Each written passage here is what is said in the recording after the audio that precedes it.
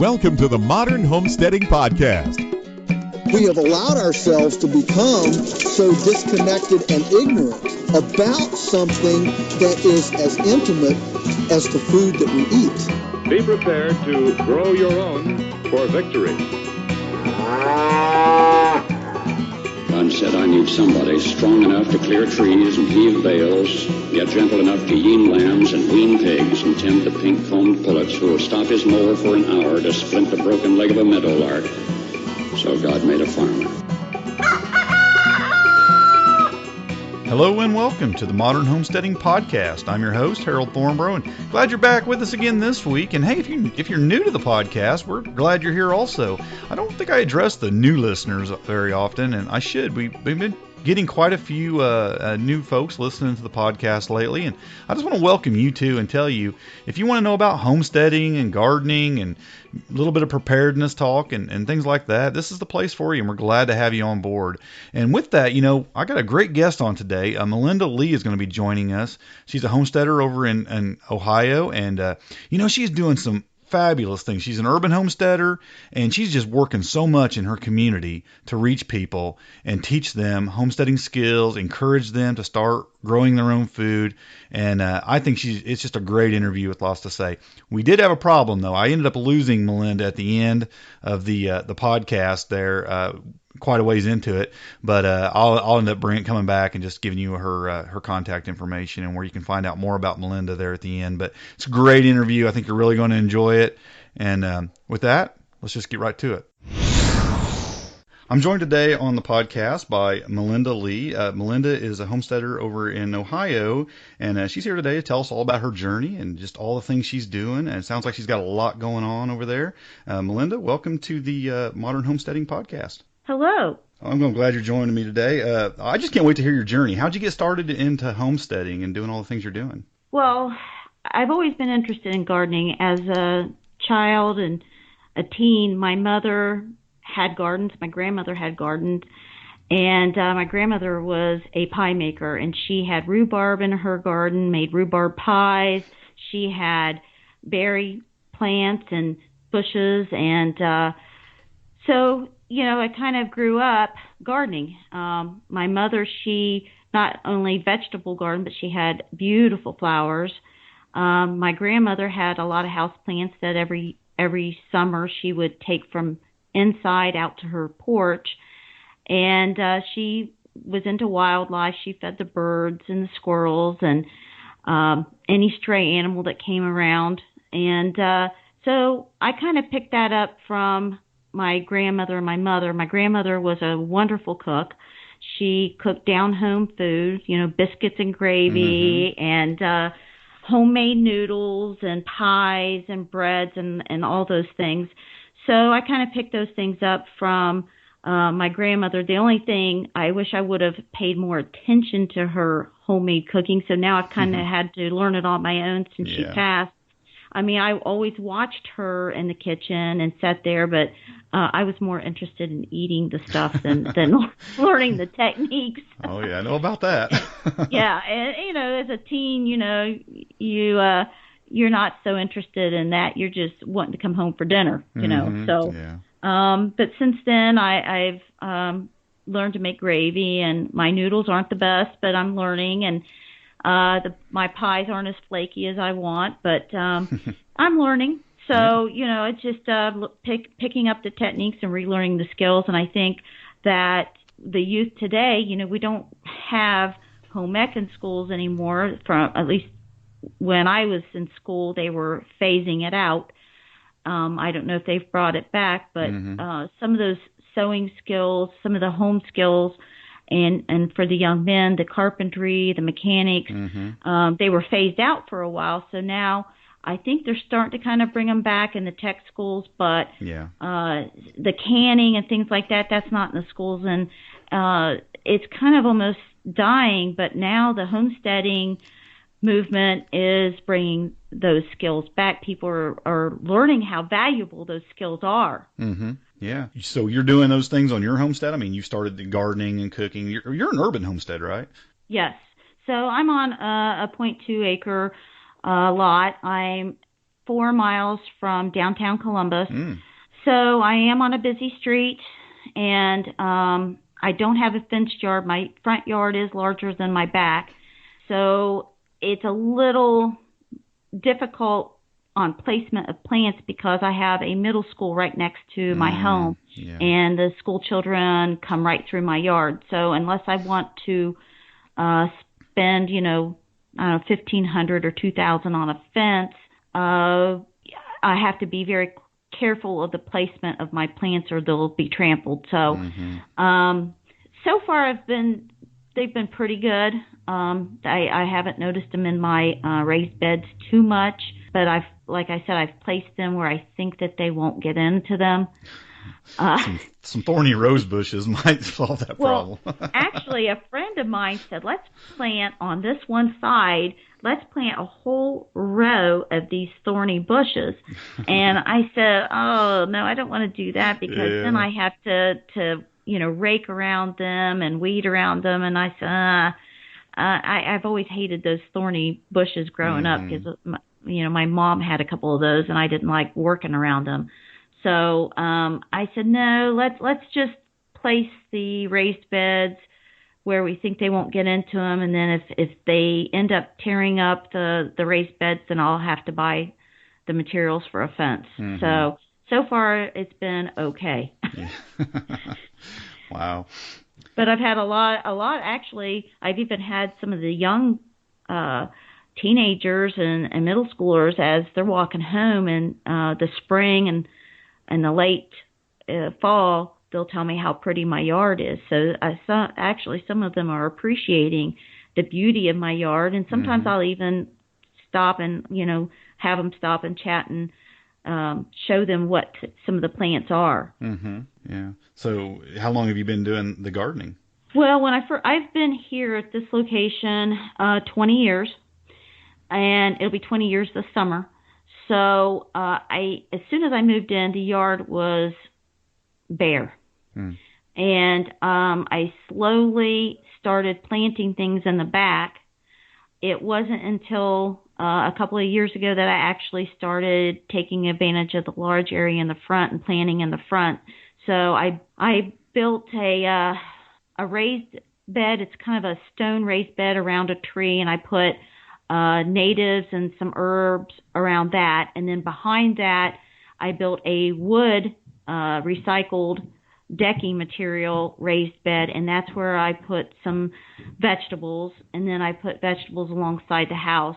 But I also dug up an area in front of my garage in the front and I installed a rain garden. So the rain that comes off of the garage roof goes down the gutter under the sidewalk and into like a kind of a collection area. It has a large, it's not styrofoam. I don't know what kind of material. It's spongy. It's and then we put rocks all above that, on top of that. And so it kind of collects, it absorbs that water and then slowly releases that water into that rain garden. So I have echinacea, I have, oh my goodness, goldenrod. I have some other Ohio natives all in that large area. And I've planted more Ohio natives around the large tree in the front, because to be certified as a wildlife habitat or there's two different certifications I have, but to be certified, you have to have so many natives, and you have to have the food, the water, the nesting. So you have to meet the requirements to be able to be certified. Right there in town, huh? Yes. Oh, wow. That's it. There's a big push by a group. It's called Wild Ones. It's a national group. They're really trying to push natives for each state so that monarchs have feeding materials and for bees, so that our pollinators have food. Okay. Yeah. You don't hear much about, I'm in Indiana, I'm not too far from you, but I haven't really heard a lot about that being a push in the cities to do that. That's pretty interesting. Well, maybe it's our group. I'm also with the Fairfield Master Gardener at an OSU Extension, Ohio State University Extension. And so they're involved with Master Gardeners. They have a woman who has a very large property north of Columbus who, I don't know how many acres she has, but she grows these natives and then sells them, and they're very reasonable. And the city of Columbus has also partnered. They have a site where you can purchase these natives, and they have a program that you can purchase either rain barrels, a composter, the natives, or some trees or fruit trees, and every year you can get a rebate, like a $50 rebate. The broader barrel is $100 normally, but if you participate in the city program, then you get a $50 rebate. So that's a wonderful program, and I've been participating in that. So I have 2 water collection barrels out front, and then I'm going to put 2 to 3 out back. Oh, wow. So, and then I'll get the composter this year. So I will only get the rebate once a year, but I think I'm just going to go ahead and pay the full price so I can get everything done. Mm-hmm. So not only does Master Gardeners, but the City of Columbus is also involved in promoting the natives and some of these programs. Well, that's great. Yeah, really pushing towards making a difference there. I think it's great that you get that people are taking advantage of those kind of programs, because you definitely have to do something. I mean, it seems like so many, especially urban areas, have gotten so far away from wanting to do anything environmentally friendly. It's nice to see it coming back and people trying to make a difference there. Well, I really think Columbus was a little slow. Cleveland was involved in environmental and recycling and that sort of thing way back in 2002, 2003. And Columbus was a little slow in getting a recycling program. We now have recycling bins that we can put out front and they'll pick them up. But they were a little slow, and I was not too happy about that. But finally, they're getting with it. So. Yeah, well, that's great. Yeah, at least it's coming around. Yes, and I think here in Columbus, the homesteading is really starting to take hold. The city also will allow chickens. You do have to go through, like, get a permit or something. You have to go through the city, and they come out and they kind of take a look at your setup. You have to have a way to dispose of the waste, and you can only have so many. You can't have a rooster. Certain rules to follow, of course. Yeah. But at least, that's a start. And, they're trying to set up these programs. And then we're also having different groups that are having festivals. Ohio State University now has not only the Master Gardener program, but they just started, I think it was last year, an urban farmer program. So hopefully I'll go through that program this year and see if they have anything new. I'm sure they'll have new things for me to learn. But so I'd like to go through that this fall. That'll be interesting. It's a little different than the Master Gardener program. So Ohio State's getting on board. There are a lot of organizations here that are getting on board. Another group that I'm involved with it's newly formed. I think it's been around about 2 years. Women Grow Ohio. We have women who are in agriculture. One of the founders is Annie. She has a place out it's near Zanesville. Her place is called Blue Rock Station, and I believe, I'm not sure if her home is a straw bale home, but it's an alternative home. I haven't been out there yet. I've been wanting to go out there for about 5 years. So this year I am going to go out and take a tour of her home. So she has tours on her property. Okay. Yeah. And she also has like goat school, and she'll have little workshops on building straw bale, like maybe a shed or something. And she has solar installation certifications. So she does a lot on her property. I believe she's a former educator, but I'm not real sure. I've only spoken with her a few times and met with her a few times.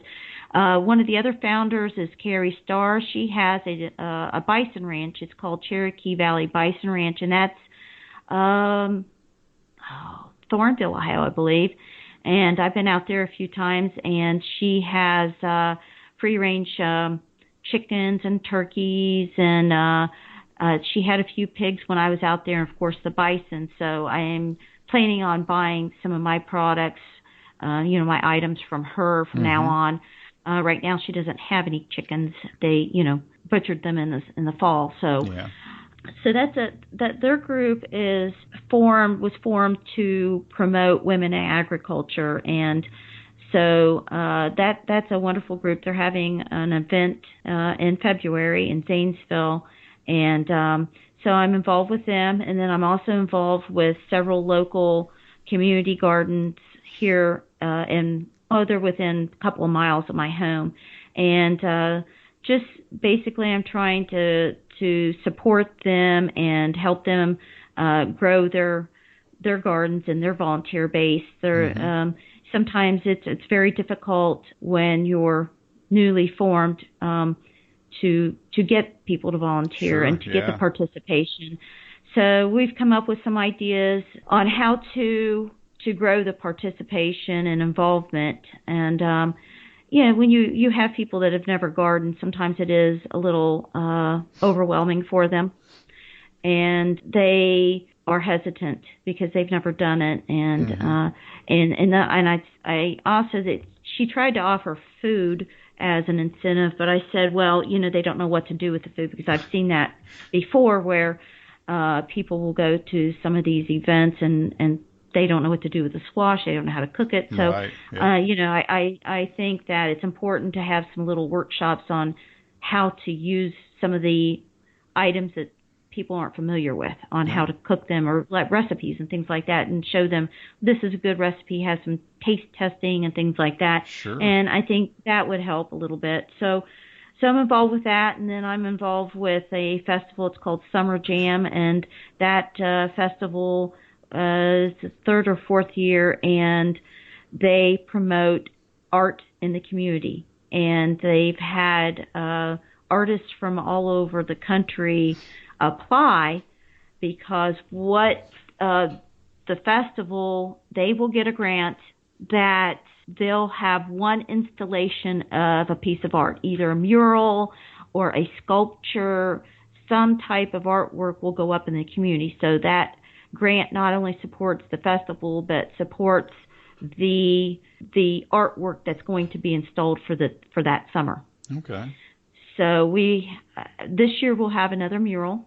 We have a walking path that I believe it's now completed. They were connecting certain areas of the city. So for our side of town, I believe that it was connected and complete. So the mural will it'll be placed somewhere on that trail.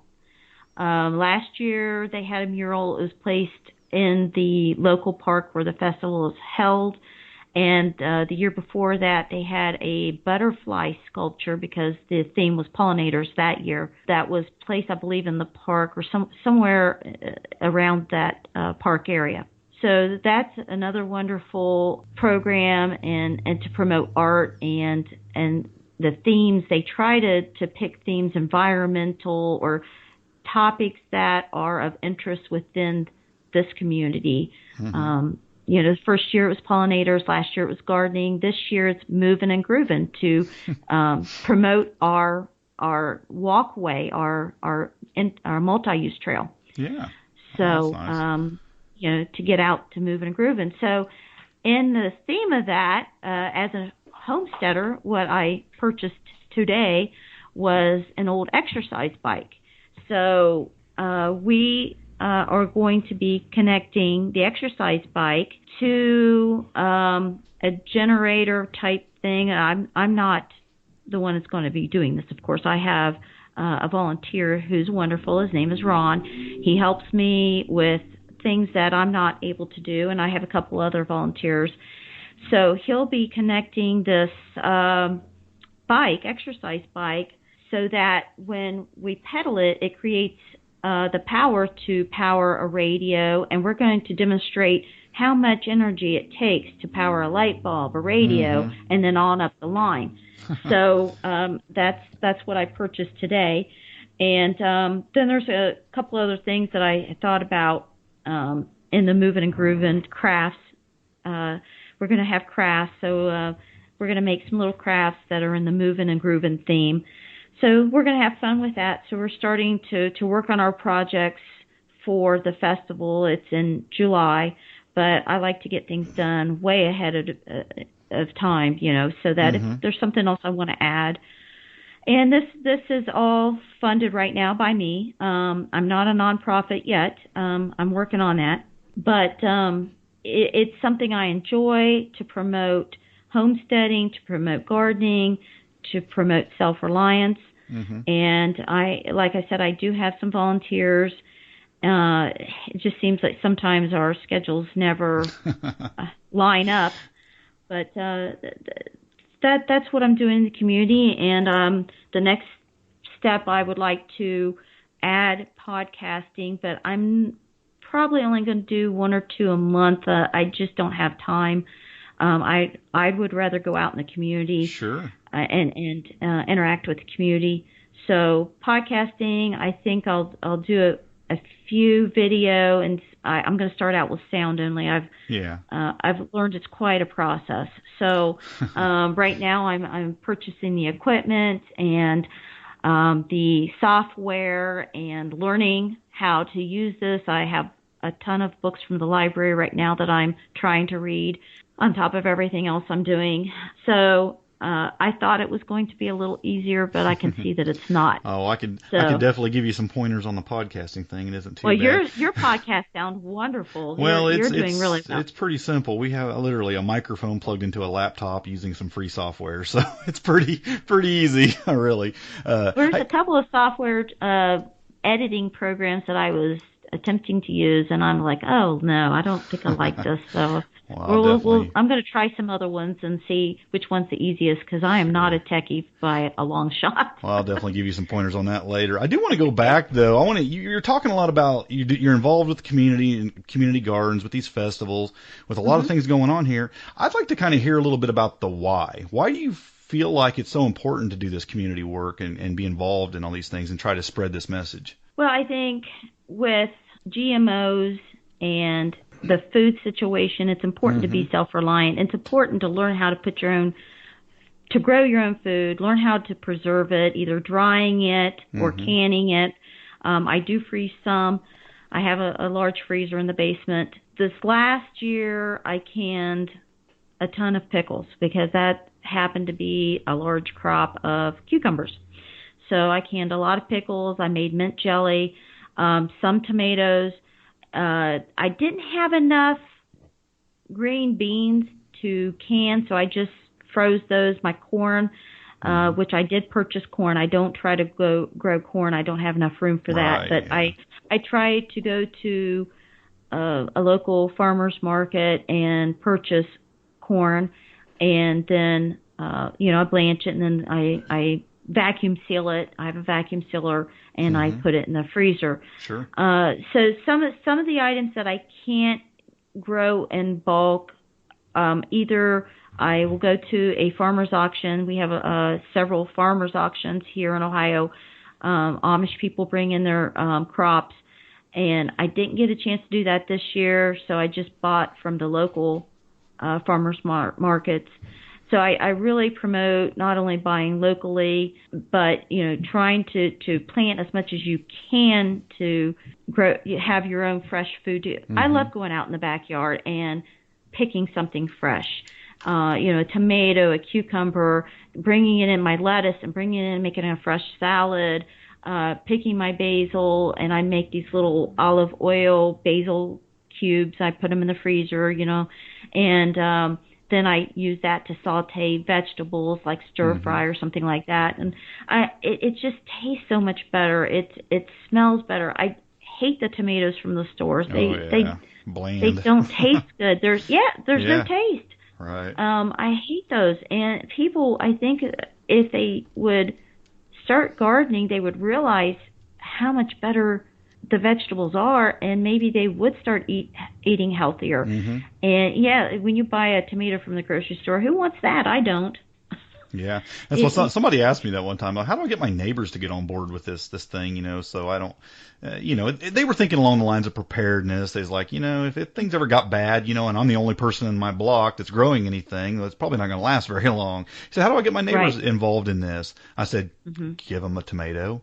He's like, what do you mean? I'm like, because once you taste a homegrown tomato, you're going to want to grow your own, right? And that's what I do. I have neighbors. I actually have a neighbor. She's probably 3 doors down. She's only been in the neighborhood a couple of years. And I took some native plants and some vegetables down, and I saw she bought some annuals, and they're expensive, if you have to buy them every year. And I thought, well, I'll take her some of my, when I separate plants, because they spread. So some that I had dug out, my natives that I dug out that had spread, I took them down and gave them to her so she could put them in the front. I said, now these will come back next year. So, my neighbor right next door, he comes out as I'm in my garden, and I'll pick something and say, here, you want a couple of, either tomatoes or cucumbers or whatever it may be, and gave him a few jars of pickles. They love my pickles. So I'm starting to get people interested, and people are stopping. People I don't know from way down the street are stopping, and as they're walking to the store, to the bus stop, and they're looking and saying, wow, your yard looks so good, and they're asking what the plants are. So, I think, the key is to just get out there and be out there, and I'm in my yard a lot. So as people go by, you can say hello, or they'll say hello, and you just engage them in conversation and tell them how easy it is to grow something. And I would like to start a seed saving group, and that way we could start giving away seeds, and a gardening group here. There is a couple of gardening groups, but they're not for this area. They're a little south or a little north of us. So I want to partner with the 2 community gardens to start those 2 programs, and maybe have some type of either low cost plant sale every year, from either us starting them or us separating our plants. So those are all ideas that we're coming up with, that it takes time to get these things started. So I have the website, and it's only a year old. I've written a few articles, and I've taken pictures of projects started and finished and in progress. And it's not an overnight thing, but for people that live in apartments in the neighborhood, or people that are have a house that they rent, or are elderly or disabled, there are smaller gardening things that they can do. They can container garden, they can straw bale garden. A new item that I'm going to be purchasing, I was talking to Greg Peterson on a podcast, and I planted potatoes in large pots, because some of the articles I was reading, you could do that. Well, I did get potatoes. I did get quite a few, but not what I wanted. I wanted much more. So he suggested they have these potato bags that you can buy in different sizes, and then they open up at the bottom, so you can kind of harvest from the bottom instead of having to dig through the top, which that's what I had to do. So I'm going to purchase those. They're not too awfully expensive, so I'm going to try those out. And then at the end of the season, you can either dump out the soil and collapse those and store them, or I can just leave them out there. I think, I'm not sure if the material will kind of winter over well or not. But yeah, I have it to would check probably that. last a while. But something I tried last year with potatoes, and I had never done it before, but I don't remember where I seen it, but I just took some 2-inch square welded wire fencing, and I just made it into a circle. And I took some straw and I built up inside of it like a straw wall all the way around it, about a couple inches thick, in straw around the inside of it, and then filled the center up with dirt. But as I was filling it, about every I don't know, maybe 6 or 8 inches, I would put a few potato seeds. That's and then a go good another idea. 6, all the way up, and it actually grew out the sides through the straw all the way up. And then at the end of the year, just kind of rocked that cage and kind of tipped it over, and all that dirt just kind of fell out of the bottom, and there was the potatoes. Now, I didn't have a great year with it. I had a lot of them were kind of undersized and small, but I know with potatoes it has a lot to do with the soil and the conditions with potatoes. I found I've grown them in the same spot 2 years in a row, and one year did great, next year didn't. It's just kind of they're kind of finicky in that way. But I think it was a good system, and I think with the right conditions, it probably would work really well. Well, I didn't plant the large, I guess it's russet potatoes. I planted the little smaller kind of gourmet potatoes. One was a pink. It was called Rose something, and they were delicious. I put them in the crock pot with the green beans, kind of made like a little stew out of them. Oh, they were really good. Go real good with a roast and things like that as well. Yeah, they were good, and so I think I'm going to stick with the smaller ones because they're so easy just to throw in a crock pot. Yeah. You just kind of scrub them off, and actually when I kind of scrubbed them to wash them off, the skin came right off, so I didn't have to peel them. They just kind of scrubbed off. That was great too. So I had enough to make a couple of meals out, to make a couple different crock pot meals, but this year I'm going to increase my potato crop, and I think I might try to get some elderberry plants. Now, I heard they kind of grow tall because I want to make medicinal syrups and things like that. I'm not really sure if I have 2 large pots I have blueberries in. I think I'm going to take the blueberries out. They're not getting as big as what I want. I think they'll do better in the ground. So I'm going to take those out, and I'm either going to buy some type of dwarf apple trees and put in those larger pots, or elderberries. I haven't decided yet. I need to do a little more research on how tall and where I can plant them, and if they'll do well in a larger pot. So those are a couple things I'd like to add this year. Right now I have 2 blueberry, like 6 blackberry, and they came out wonderful last year. I have strawberry. I'd like to add a raspberry. I thought I had a raspberry out there last year, but it didn't bloom, or one plant didn't do anything. So it might have been that one plant or 2 plants. Well, I had one plant die and one that just didn't do anything. So it might have been those 2 that were the raspberries. So those, I like to plant things that come back. I love that. Oh, yeah, the perennials are great. Yeah. And gardening is just a lifelong experience of trial and error, and you just have to try different things, and some things aren't going to make it, and and you learn a better way to do it, and you just keep learning. And that's, to me, that's part of what I love about gardening. It's just a lifelong learning experience. I am slowly getting people in my community involved and interested. They see how pretty your yard is, and you're growing things. They see the tomatoes. So it takes time. People don't change overnight, and they don't realize things. They just don't realize the importance of it. But I think people are starting to wake up and realize that we need to take more concern and care about what we're eating. Yeah, and I think you're right, and I think you're doing a lot to to open people's eyes to that, and make them realize that there is a better way to eat, a healthier way. There's a way that's better for our environment, and as you've pointed out, it even tastes better to do this. So there's a lot of benefits to the homesteading. Well, I fall off the wagon every once in a while too. Every once in a while, I want a Subway or something like that, absolutely. Which is terrible. I mean, but I do work, and sometimes it's hard for me to cook a large meal if I'm working a lot of hours or I'm involved in a lot of projects. My goal is to be able to put up enough food that I can just grab something like a pre-made meal right out of the freezer or off the shelf.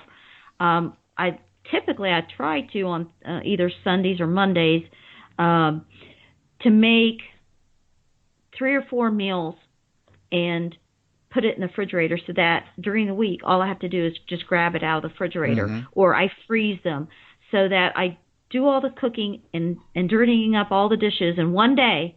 And then during the week, all I have is to grab it out of the freezer or refrigerator and warm it up, and I have a homemade healthy meal. Yeah, that's a great way it's a way more convenient way to eat healthy. Yeah. And if we can make it more convenient and easy, then you're more likely to do it. That's what I've found anyway. Well, I think this summer, once my garden starts producing, I will probably try to do mass cooking and freezing complete meals. Yeah. This last summer I had too many projects, so this year I'm hoping to do more canning. I didn't do any pressure canning this last year. I was disappointed in that because I have a really nice All-American canner that I purchased and still haven't got to use it. I've pressure canned with other people, but I haven't been able to do it here at the house.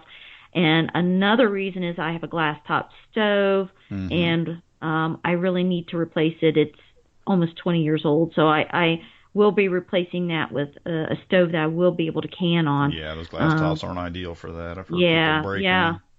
Yeah, they don't suggest using. Some people tell me they do, but I've heard of people doing it too. But I've heard that you don't want to do it. It's not the best idea. OSU Extension, they don't recommend it. So I think I'll go ahead and just buy a new stove this summer so that when I'm ready to can, I'm ready to go. I don't have to borrow or go somewhere else or whatever, because I thought about going to the community center and trying to rent their kitchen for the day, but that's a headache. It's hard to transport all your stuff, and so I think that just I'll get another stove and do it that way this year. But I did plenty of water bath canning this past year, and was very pleased with my pickles and my mint jelly and my tomatoes and things like that. But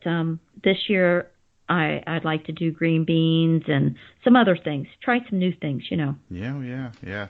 Well, I love that you're just not out promoting it, but then you're trying to do it yourself and learn and keep growing in your own homestead. Well, I also like to buy some batch apples. I had a nice dehydrator, and I had a kitchen fire about 3 years ago, and I lost that one. I bought another one. This is one of the large Cabela dehydrators, and I'd like to make the apples again, because I made apples with that last one that I had, and I made cinnamon I made them plain, and then I also put cinnamon on them, and oh my gosh, I couldn't keep them. I mean, my son was eating them like I couldn't keep them.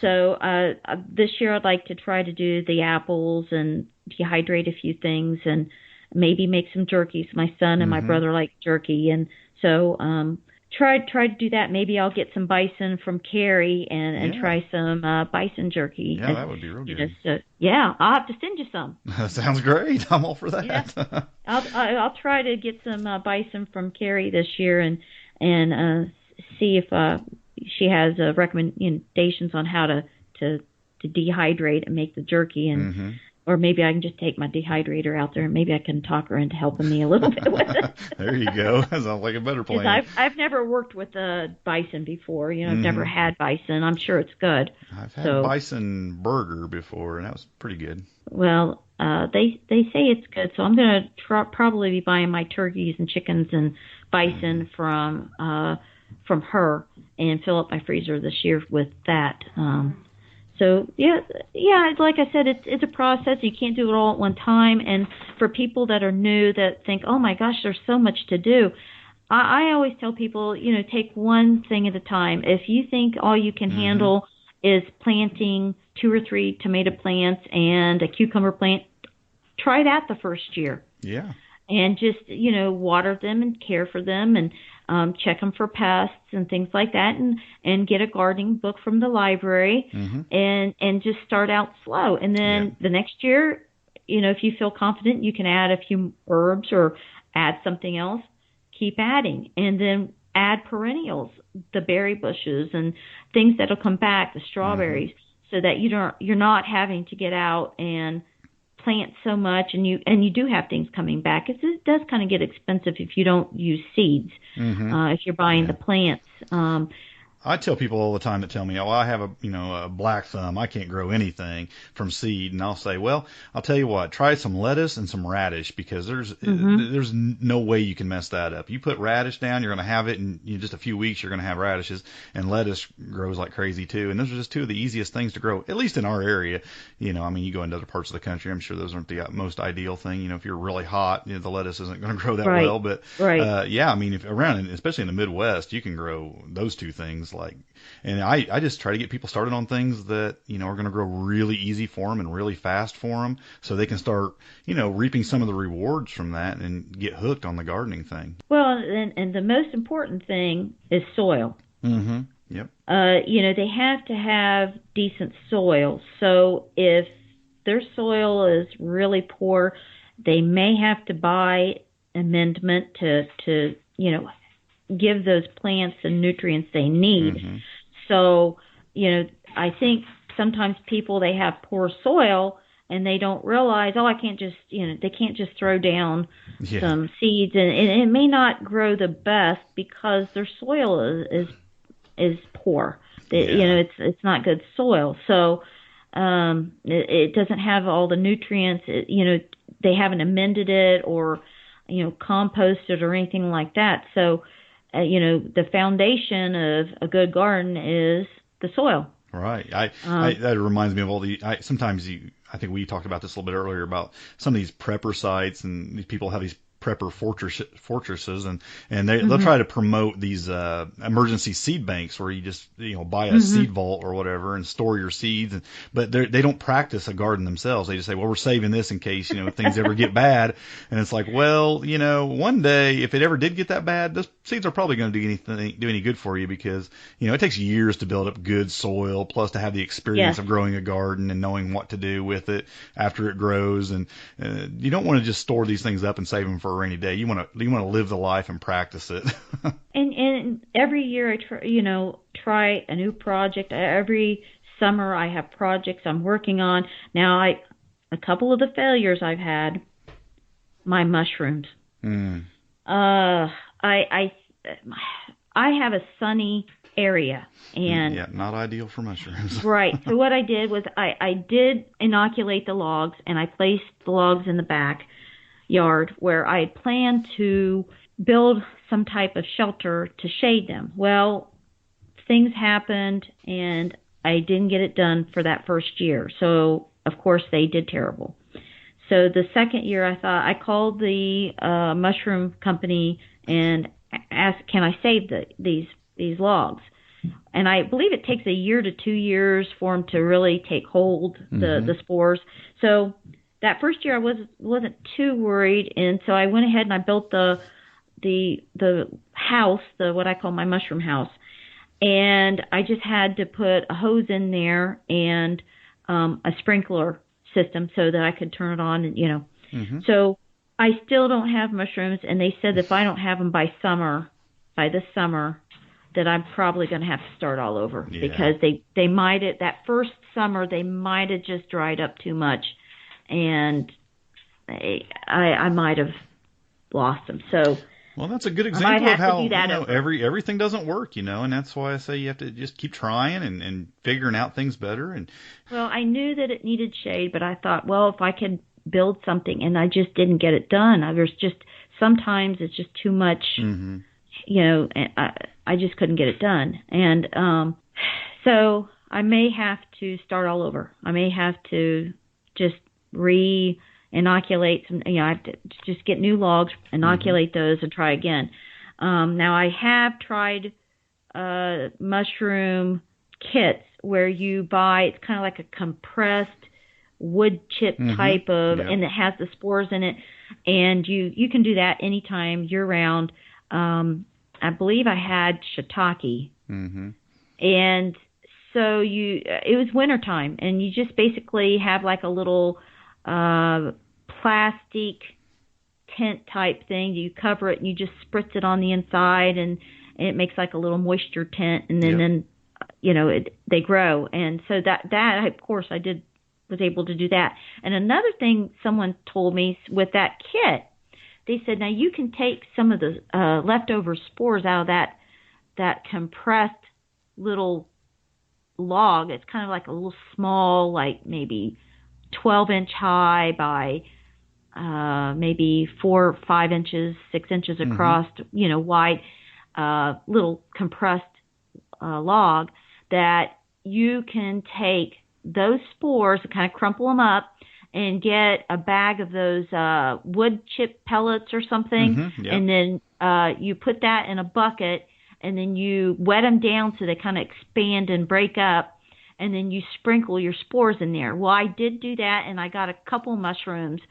So the company, of course, did not suggest doing that. Yeah. But because I told them about that, and they said they didn't suggest that. But it did work. I did get a couple mushrooms, just a few, though. Right. So hopefully this next year I'll get mushrooms. If not, I got to start over. But that was one of my failures. Well, it's like I said, it's important to learn from those and keep trying and keep pressing forward. It doesn't sound like it's discouraged you at all. It sounds like you're just going to keep pressing forward. Oh, yeah, I'll try it again. I'll definitely Yeah. try it again. Yeah. I love mushrooms, and it would be nice to go out and pick some and dehydrate them. I did dehydrate a few of the mushrooms from the kit, and I have them in a jar. So, and I vacuum sealed the jar. So that I wanted to have those as a little memento of my first mushrooms. There you go. Well, I want to talk a little bit about, before we finish, you're really doing a lot in the community, and you were telling me before we got started about something I thought was real interesting. You're trying to organize an urban garden hop. Is that what you called it?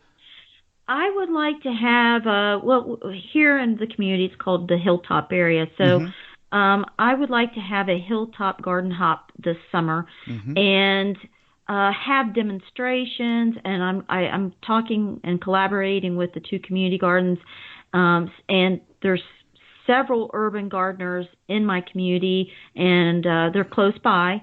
So I would like to have a urban garden hop, but it's going to be the Hilltop Urban Garden Hop. And not only, but I would like to have different activities at each garden hop. Now, I don't know if we'll do it all in one day or if we'll just kind of spread it out over the summer. I have to talk with them, and we have to decide on that. But to try to gain more interest, we'd like to have outdoor movies with popcorn, demonstrations on how to cook the food, gardening demonstrations like maybe a straw bale gardening demonstration to show apartment or renters or people with disabilities that they can garden, that if they have either container or straw bale, because some landlords do not like people digging in their yard. So, container or straw bale is the way that they should go. Sure. So they still can garden on a smaller scale and have that fresh food. So we want to show them the other options available to them. So just demonstrations and have fun activities for people, have music, maybe a few pieces of art here and there to show them that gardens aren't just plants, that you can mix and do other things with them. I do have a small pond in the back. I'm trying to plant edible pond plants. I do have like bird baths and some art pieces and concrete statues and things like that to kind of mix it up so it's just not all plants. So trying to add other things in with it to beautify it, little things to attract the animals to, birds, and, well, it's kind of hard, schnauzers. I have a schnauzer. If I do things in the backyard, he tries to chase them away, but he's not too fond of the squirrels and the birds, but I still put out a bird feeder and butterfly feeders and things like that. Well, that sounds like a great idea. I mean, that could do a lot to really help the community, see the possibilities of urban homesteading, urban gardening. I like that a lot. And I'd really like to do more as far as the canning too, but we'll have to see if we have a facility to be able to do that. So that may or may not come to fruition. We don't know. That may or I may just refer them to some of the people that I know that give classes, like OSU Extension and things like that. But at least I could show them some of the things that I've done and talk about it so that they'll know it's not that hard. The mint jelly I thought was going to be a little more difficult. It was a little bit of a step-by-step process, but it wasn't as hard as what I thought it was. And there it is. This is the reason, folks, that I am not so sure about self-driving automated cars. Technology does let us down from time to time. But you know what? Melinda had quite a bit of information there for us.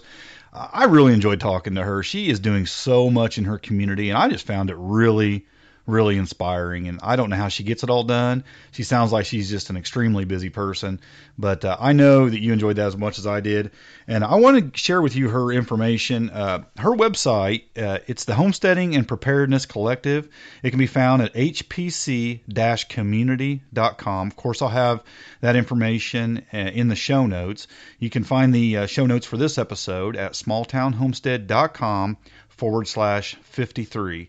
And jump in there and check out her website. I think you'll really like what all she's got going on. She's got some pictures of her little urban homestead in there, and then some of the things she's doing in the community, and just information about all that. So definitely contact Melinda and let her know what you think. Also, she is a member of our Homestead Front Porch Facebook group, and I encourage you to be a part of that if you're not already. We have some great conversations in there about homesteading, gardening, just everything, and we really are forming quite a community in there. So I hope you'll be a part of that. It's a closed group, but all you have to do to join is ask. Just search Facebook for Homestead Front Porch, and or go to smalltownhomestead.com. There at the bottom, there's a link to click to join.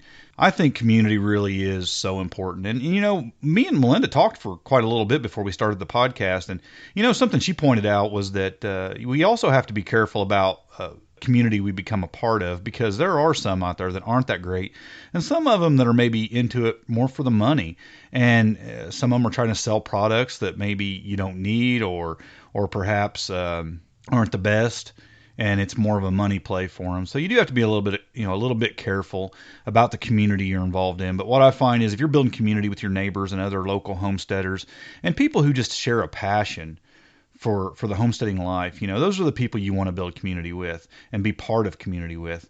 And we need more of that. We really do. We need to be there for one another. And I think in the last episode we talked a lot about community. So it's kind of a running theme here recently, I can tell.